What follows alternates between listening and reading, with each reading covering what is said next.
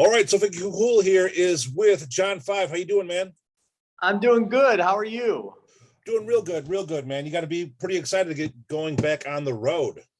I'm super excited. I can't wait. I love being on the road and just seeing people and all that. But I'll tell you, I miss people and I miss hanging out and saying hello.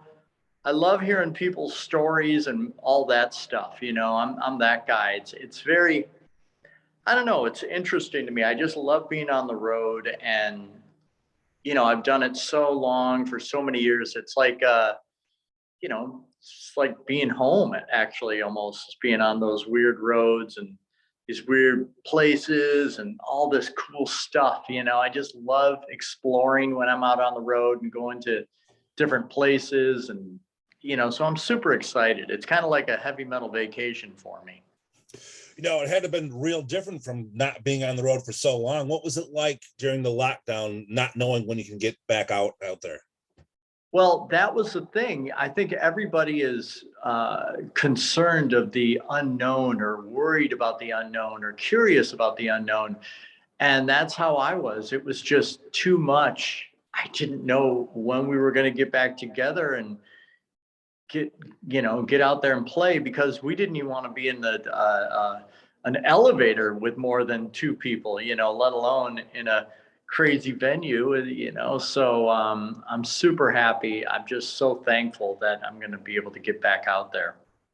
Now, I know you pulled out of the Ingwe tour. What made you feel more secure that going on the road this time, or did you just figure it's time to finally get back out there? Well, I think with Ingve, it was just the time. I mean, it was the coronavirus was crazy. The Omicron, like, everybody had it, and it was just so contagious at that time. It just was the right choice.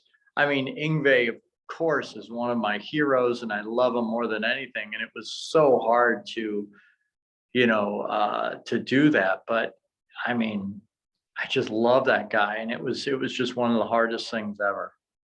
Now, I know a lot of venues and places and stuff are ending their mandates and things like that, but are you still going to take precautions when you're out there on the road now?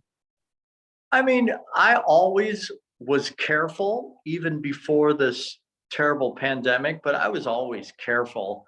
But I think I'll just be careful like I used to be, and just wash my hands and things like that. But I'm just excited to see people again. And that's how I've been here in LA. It's just, seeing people, getting together and hanging out and things like that. And that's what it's going to be like on the road too. Now, I know you just did some shows in Mexico. What was that like? Oh, wow, was that incredible. I mean, it was crazy, because I've been to Mexico a bunch of times with, Zombie and Manson and Katie Lang and everybody else, but this was the first time with my instrumental thing, and it was insane. I mean, it was so exciting, because there were tons of people at the airport. I literally got off the plane. I was like, whoa, I wonder who else is coming here, like, in the airport. Someone must be coming here to the, like a band or something. And then they all just rushed towards me. I was like shocked, and the crowd was incredible. I'm going to try to go back every year. That's awesome, man. Now, I love the new album that you just put out, Sinner. How excited are you for the fans to finally get a chance to hear this live? Oh, it's going to be wonderful. And I'm going to be doing a live record, because my last record was called Invasion. Then we put Live Invasion out, and now we put Sinner out, and we'll put Live Sinner out. So I'm just going to put a live record. So we're going to do, songs from the new record, like Que Pasa, we recorded in Mexico, and Land of the Misfit Toys, we recorded in Mexico. And then, like, for the States, we'll record certain songs and then put the live album together. And just imagine if back in the day Van Halen put a or Kiss or Led Zeppelin or something put a live record for each record they, made. I mean, that'd be incredible. Right. Like the, I just couldn't imagine. So I was like, hey, why not? Why not do this? So let's, try it. It seems like this year is going to be a big year for rock and roll. I mean, there's tons of people getting back on the road, lots of shows. It's got to be pretty exciting. I know you're doing some big festivals too. Is that right? Yeah, we're doing a bunch of really big festivals. We're doing just, and I'm so happy that I'm going to be doing the festivals with the Creatures. And this is all just such a dream, and I'm just so thankful for everything that's happening. It's and I don't take it for granted. I mean, I just wake up every day being so thankful for everything that's going on. And then we're hitting the road with Zombie and Mudvayne and Static X and Powerman 5000. And it's going to be a hell of a year. I'm telling you, it's going to be one hell of a year. Now, did you get a chance to give MGK a phone call and thank him for reviving rock and roll? Yeah, yeah, you know what? It's funny you say that, because a lot of people are picking up guitars, and I love that. I love that people are picking up guitars, they're playing, they're plugging into amps, and they're rocking out, and they're right. And that's exactly what we need.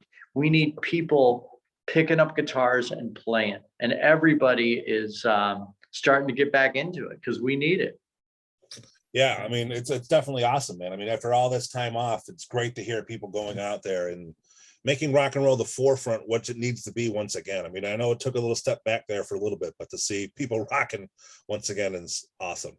It's wonderful, and I'm so happy. So, everybody, Machine Gun Kelly and everybody, it's just plug in those guitars and let's do this. One thing you also have going on is a documentary. What is that going to cover everything in your life, or how's that working out? Yeah, that is really something special. It's about inspiration, and it's about going after your dreams and, just going out and doing it, because everybody's afraid to leave the nest, if you will. Everyone's afraid to leave their town or their state or something like that and take a risk and and do that. And I'm happy I did, because I was terrified too. I was so young and came to Hollywood, but it's about going after your dream and inspiration. We got all the people I've worked with. We got Zombie, we got Halford on there, we got Katie Lang, we got Michael Anthony, we got Gary from Skinnerd, Rudy Sarzo. Everybody's in this documentary, and it's going to be Peter Criss. I mean, it's unbelievable, like the guests on this documentary. I'm super excited about it. One thing that you were never afraid of was to go out there and take risk. I mean, you were known for cold calling to get your start. Absolutely. I still do it. And, you got to take risks. You got to take risks in life. And, that's what it's all about. If you don't take risk, you're not living. So that's what I always try to do. And a lot of the times I get no's, but, sometimes I get yeses, and it's worth it. Now, I heard the first time that you cold called Marilyn Manson, he hung up on you. Was that true? Yeah, he hung up on me. I didn't actually talk to him, but I talked to, I don't think it was him. Look out, blood. And sorry, I got to call in. So yeah, I don't know who answered the phone, but they just said, hey, we got somebody. Click, and that was it. And I was like, oh man, that sucks, but that was it. Well, I mean, it did not stop you at all. I mean, from there, I know you did some calling and you got a hold of David Lee Roth's manager, and they had you do a bunch of singles and stuff for him. Is that right? Yeah. I called Roth's manager and said, hey, blah blah blah blah blah blah, and they just said, okay, you can send the songs here. And I had no money. So I went to a studio, and going into a studio back there was so expensive, it's Right. not like, hey, but it was so expensive. So I pulled every favor I had and put together this, group of songs, and he liked it. So that's what it's about. It's about, just trying and going after your dreams and, doing it, because not you, it's going to be someone else. Now, David Lee Roth is a real rock star and a true showman, man. I mean, what's one thing that you learned from him? Well, I learned, it's hard work. He works very, very, very hard. He is always up super early, working, writing lyrics. He's always writing lyrics, always writing lyrics. He writes songs all the time. And you know, just his work ethic that a lot of people don't know about. He is a very, very hard worker, and he's always keeping busy. I mean, with the EMT, or with, his helicopter license, or anything like that. He's learning new languages. His brain is always moving, which I really, really admire. Now, in this documentary, are you going to cover the kick? Yes, I am. And yeah, I tell the honest to God true story about that. And you know, it's that was something that was terrible. It was, but I talk about it in the documentary, and it actually wasn't Manson's fault, and but I talk about that in the documentary.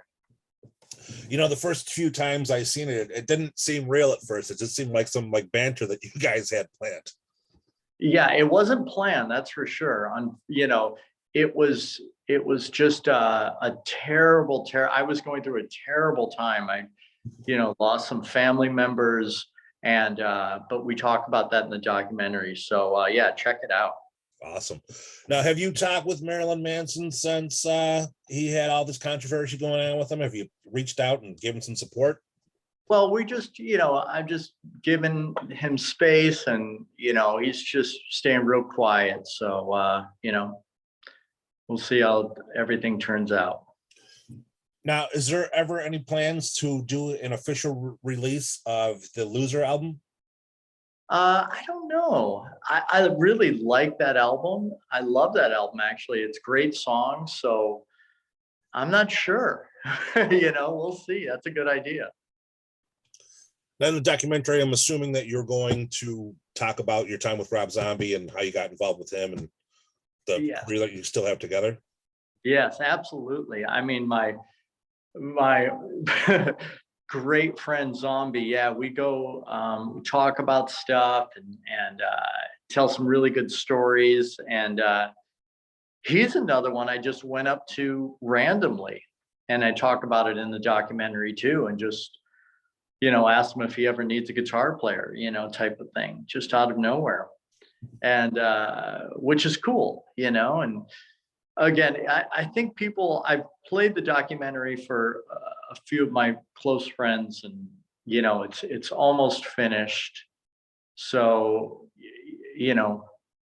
I'm super proud of it, and I hope people really enjoy it. So it's going to be something special. When do you plan on releasing it? This year, hopefully? I'm not sure. Hopefully this year. It's just because we have such a busy year coming up. I mean, we got the Grammys coming up. Oh, yeah, Zombies, nominated for a Grammy, which I'm super proud of. And then doing that, we go right into rehearsals and then go on the road. And, so yeah, hopefully it will be out at the end of the year. That'd be wonderful. So now, with this being such a big year, are you still going to do some more filming? I mean, because this is a crazy time in everyone's life. I mean, getting back on the road post-pandemic and all the stuff that you're doing would be interesting to be included as well.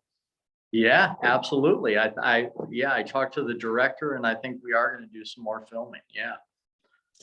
Now you work with both Manson and Zombie at some of the biggest points in their careers. What was that like? I mean, dealing with all the theatrics they do on stage and all the cool stuff. Well, of course, being, uh, Kiss was, who I still love today, and the theatrics and the makeup and everything like that. It's just like, okay, I'm living it, and I'm seeing these explosions and I'm seeing these crowds and things like that. So it was something I never dreamt of as a kid, because I thought, that will never happen to me. But I mean, what has happened in my life has been so incredible. And I can't get over what I've experienced and what my eyes have seen. So I am very thankful again. So yeah, being with all these bands that have these same kind of theatrics was like unbelievable. It was life changing to me, and I, appreciate it so much. Now, what do you prefer, doing your solo stuff or being part of a band? Well, I have the best of both worlds. I have, like, of course, I love playing crazy guitars, and insane instrumental music. But then I get to go play, with all my friends in Zombie and in front of these massive crowds. So it's the best of both worlds. It really is. Now, I know you do a lot of stuff on soundtracks. Is there any chance for some John 5 stuff on the Munsters? No, I don't think so. Yeah. Unfortunately, I'm not doing anything on the soundtrack. He didn't ask me. Not yet, so who knows, Now, I seen you posted a picture with Taylor Hawkins. Were you guys close? Yeah, I was friends with Taylor, and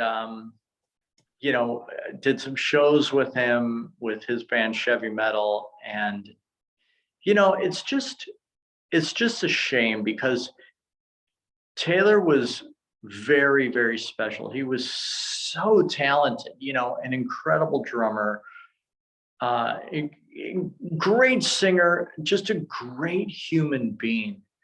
And, it just knocked me on my ass for 2 days. I was just like, I didn't talk to anybody. I was just so, like, bummed out about this, because I love Taylor so much, and I miss him. And he was someone very special, and he was such a great human, you know, and he was such a God, he was just such a great dude, and so fun to be around, and just always happy, and just, it's just a terrible, terrible, terrible thing. Oh yeah, I mean it's crazy, and you could tell he definitely had a lot of friends out there in the business. I mean, for all the support. I mean, there was nonstop people doing tributes and pictures and things like that to him. He was a great person, people loved him, and he loved people.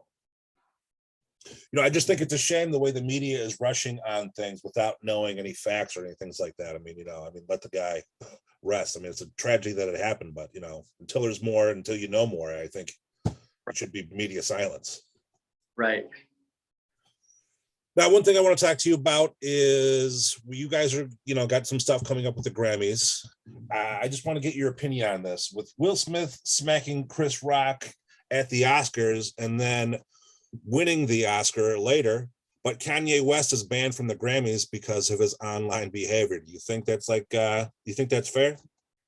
Well, I think what happened, I think, everybody was like so shocked. They were like, what's going on? What's going on? No, people didn't even think it was real.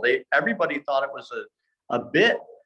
And, but after the smoke cleared and everyone was like, whoa, this is real. And, I thought exactly what Will Smith put up on his Instagram. It was uncalled for, and it was unnecessary. I mean, he could have yelled from the crowd, that would have been fine. But I think, it was just not, it was uncalled for, and it was not done in the right way. If he would have just said something from the crowd, I think that would have been, enough. And it wouldn't have, I mean, escalated so fast.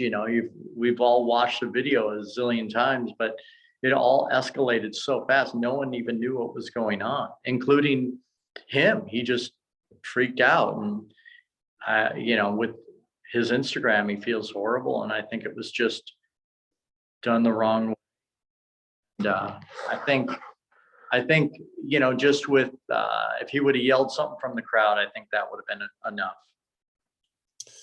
Now, I know that some of your early influences came from country western music. Is there ever a chance that you might go into that genre and do some country stuff? Well, I mean, I love picking like western swing and all that stuff. And it's very difficult music. I mean, it's like Slayer with no distortion. It's just always like, and so that's really a lot of fun for me.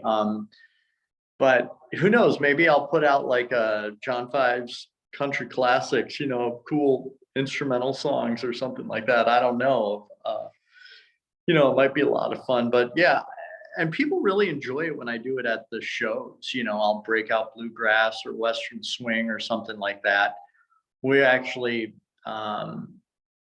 doing some How High the Moon from Les Paul, Mary Ford, and man, it's something. So I think people are really going to enjoy it. That's awesome. And people always dig that stuff when you go out of your regular comfort zone and see stuff. I mean, one of my favorite videos to watch online is when Chuck Billy did the country version of Ace of Spades. It's cool seeing someone do stuff that they're not known for.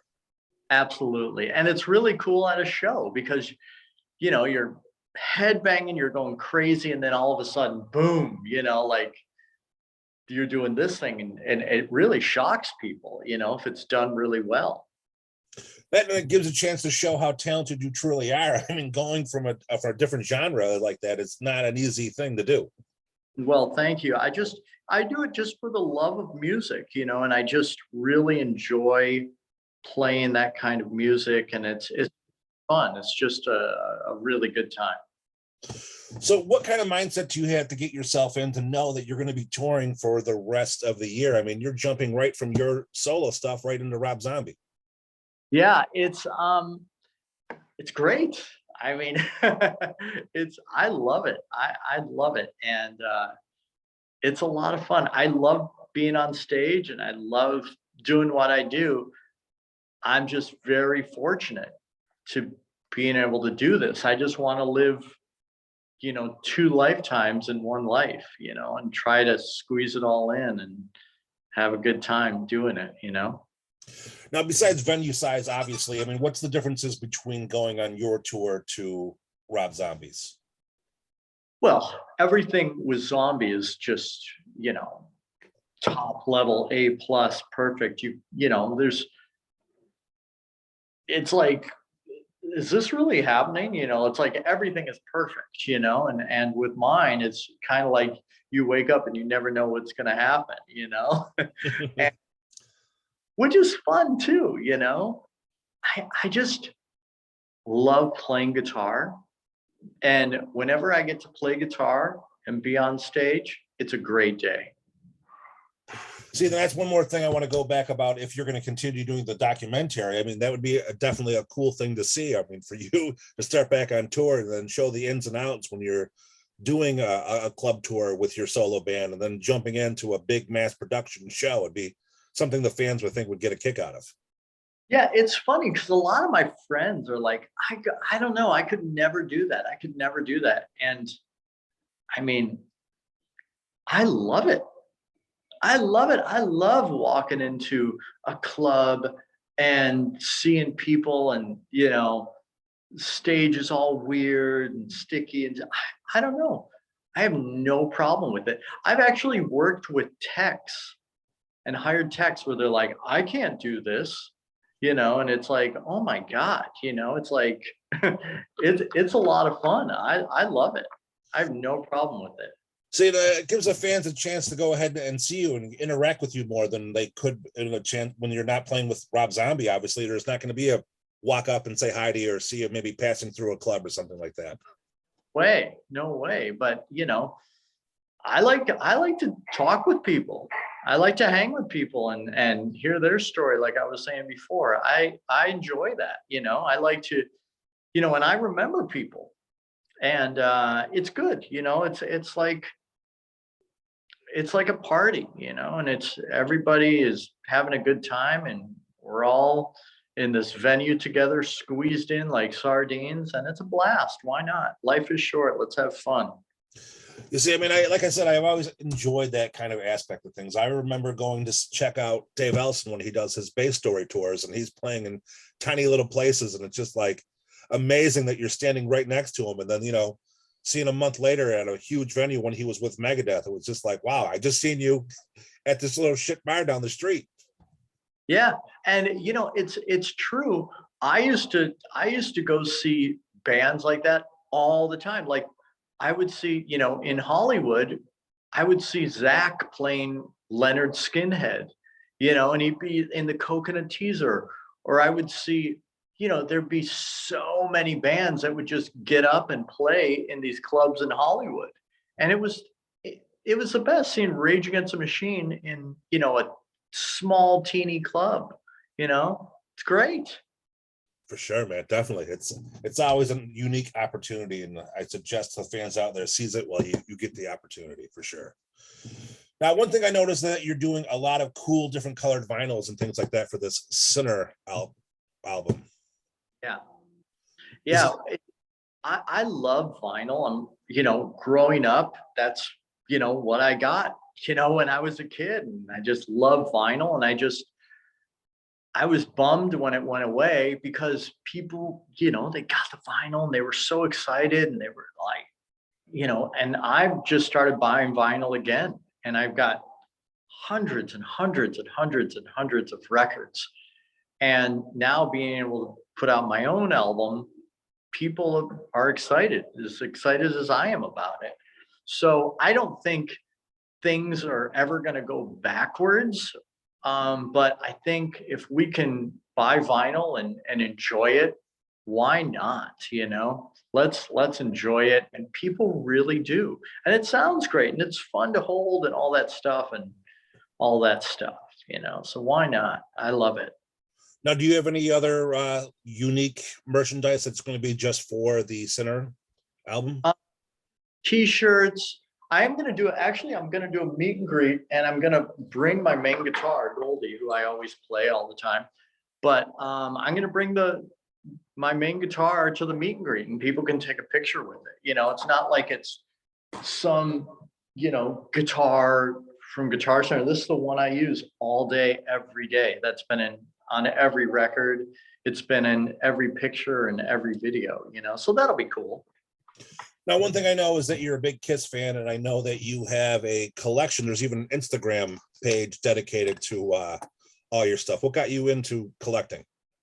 When I was a kid, it changed my life, and it really escalated over the pandemic, because everything was so crazy. You couldn't do anything, so, I really got into organizing everything, and it's a comfort, it's nostalgia, and it's just takes me back to when I was a kid.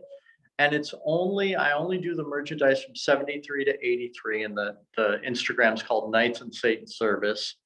And I post every day. We're coming up on 5 years.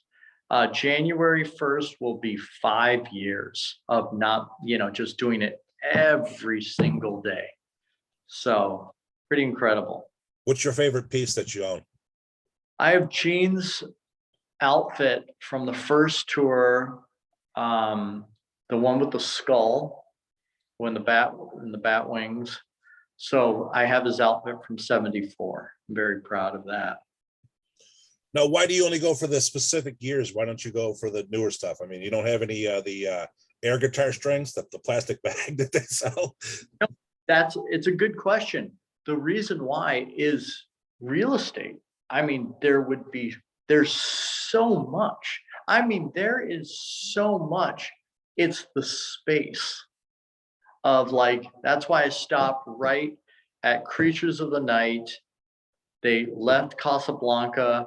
They took their makeup off for the first time, and yeah, there's just too much stuff. So that's why I take it to 73 to 83. Now, I know you became friends with these guys. Do you ever hit them up and say, hey, man, you got something in your closet I can have? Awesome, all the time. All the time. Yeah. Sometimes Peter will come to the show and he'll bring me, like really cool stuff. For my birthday coming up, we're playing in New Jersey, so he'll probably come down to the show and hang out. So it's always good to see those guys. That's awesome. Now, people are watching this. They want to follow up. They want to get tickets for the meet and greet. They want to check out the tour. They want to order the album. Where do they go? What do they do for everything? They could just go to the website, john-5.com, and everything is there. And it's very simple, and it's inexpensive, and it's going to be a great time. Awesome, man. It was a pleasure speaking with you. I can't wait to catch you on the road sometime this summer. Thank you, buddy. All right, take care of yourself. Take care. Bye-bye.